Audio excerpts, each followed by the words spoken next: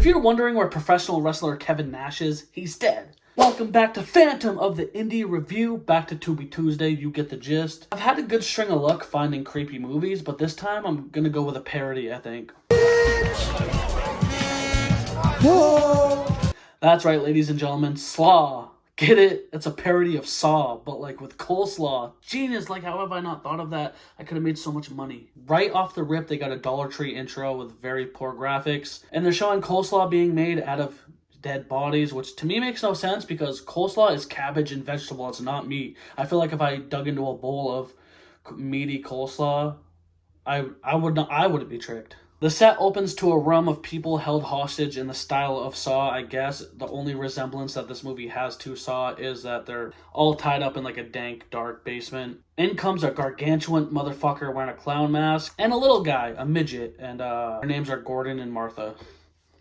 A midget named Martha, again, that's genius. Like, the marketing is there within itself. As they have this band of strangers tied up together, all at the clutches of Gordon and Martha, you're trying to figure out what exactly did they do. In the actual Saw movies, there's like a moral conundrum about why these people are being persecuted, from their morality to how they are. And that takes a toll in this movie, but selfishly, because Martha and Gordon just don't like these people based off like small selfish interactions. It's not like, hey, this doctor could have saved millions of people but took the money. It's like, you didn't give me honey mustard with my chicken. And we're at that scale level, okay? They're killing over honey mustard. There's a scene where this one dude like farts himself to sleep because he ate a bunch of coleslaw, and he just says, tomorrow's a new day, I guess. See y'all in the morning. And he's just unfazed by the fact that he's tied up in a deep, dark, dank chamber. It follows that typical regime of like a parody movie where it's a lowbrow, and obviously it's not funny, but the fact that it's outlandish is supposed to be funny. There's this one fat redneck dude who goes, oh man, I know why I'm here. I'm here because the brother always dies first. And then this black dude looks at him. It's like, haha, get it? He's like a fat redneck, so he's obviously not black. That's gold. But yeah, the two antagonist killers are Slaw. Gordon and Martha are essentially two very wealthy, rich brothers who just don't like the way they're being treated because despite having so much money, they're social outcasts. Gordon is a big burly dude with a beard, looks like a professional wrestler, and I mean, their words, not mine. Martha looks like one of the little munchkins off the Chocolate Factory movie. That's what they're calling him. I mean, they say it a million times. Every time they mention Martha, they got to make fun of his height somehow. And they go from town to town, whether it's a fancy restaurant to a burger joint, anywhere, and every time they just get mistreated by a worker. That is their ploy to destroy, man. Like, they got them all banded up, and so a group of strangers are all tied up because of how they treated the two rich brothers.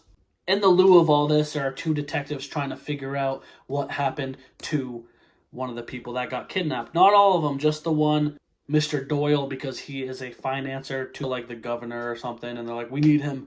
He's obviously missing, but we need some money. So they don't really care. It's just more of a political scheme where they're like, we need to get him back. So the detectives do everything they can to solve this case. And there's actually one stint where, the captain of the police station, he says, you two do not do anything until you find these killers. And they took that quite literally. As they're walking around, they're seeing people getting mugged, people getting killed, chaos in the streets, and they're like, Captain said not to worry about it. So that was kind of funny. It's pretty much a game in the basement. They're all strapped to like a carousel, and every few hours they spin it and they pick someone to kill off. The fat dude has his head in a giant tank, and he pretty much gets killed by like pounds and pounds of coleslaw.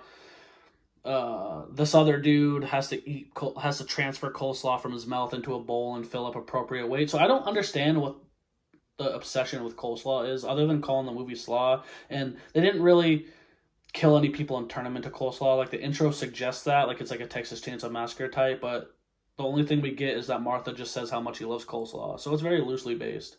There is this one funny ass scene though where they're all sitting there tied up, and then Gordon and Martha come in and they're just eating hot dogs. Like, what's up, y'all? Like, they're obviously very humorous and not as diabolical as this movie suggests, but I love Martha, dude. I fuck on Martha heavy. As the movie unfolds, there's not really a lot of kills. Not trying to spoil anything, but pretty much it's just Mr. Doyle who got them kicked out of their party, and the other dude who like put pubes in their hamburgers. Petty stuff turned to murder quite often. If you're wondering why I mentioned Kevin Nash earlier, he has a brief cameo in this movie when they're at the restaurant celebrating Martha's birthday.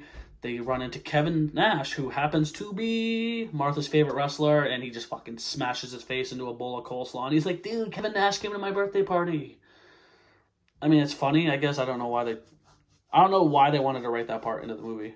And then the movie's exactly what you think it is. It's just a parody loosely based on Just Saw. Some pop culture references, like there's one scene at the police station where there's a full-out riot, and then you just see the Rum Diaries, Johnny Depp sitting there going, we need more rum. Like, it is what it is, and it ain't what it ain't. And that's just me. Are the kills good? No. Is it funny? I laughed like once, I think. Is it a good movie? I didn't mind watching it, just because I like Martha and Gordon so much. Like, I thought they were funny.